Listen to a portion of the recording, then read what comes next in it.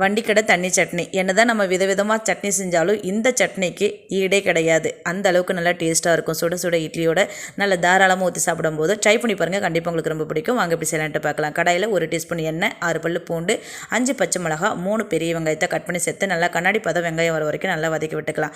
அடுத்து இதோட அரசல புளியும் சேர்த்து நல்லா வதக்கி விட்டுக்கலாம். அவ்வளோதான், வெங்காயம் நல்லா சூப்பராக வதங்கி வந்துருச்சு. இப்போ ஸ்டவ் ஆஃப் பண்ணிக்கலாம். இது நல்லா ஆறட்டும். ஆறினதுக்கப்புறம் இது ஒரு மிக்ஸி ஜாரில் சேர்த்துட்டு இதோட 1 டேபிள் ஸ்பூன் வறுத்த நிலக்கடலை, 1 டேபிள் ஸ்பூன் பொட்டுக்கடலை, தேவைக்கேற்ப உப்பு, 1 கொத்து கருவேப்பிலை, தேவைக்கேற்ப தண்ணியும் சேர்த்து நல்லா ஃபைனாக அரைச்சி எடுத்துக்கலாம். அவ்வளோதாங்க, வண்டிக்கடை தண்ணி சட்னி நல்லா சூப்பராக ரெடி ஆகிடுச்சு. இப்போ அடுத்து இதை இன்னொரு பாத்திரத்துக்கு மாற்றி எடுத்துட்டு தேவைக்கேற்ப தண்ணி நல்லா தாராளமாக சேர்த்துட்டு இதுக்கு ஒரு சின்னதாக தாளிப்பு ஒன்று கொடுத்துக்கலாம்.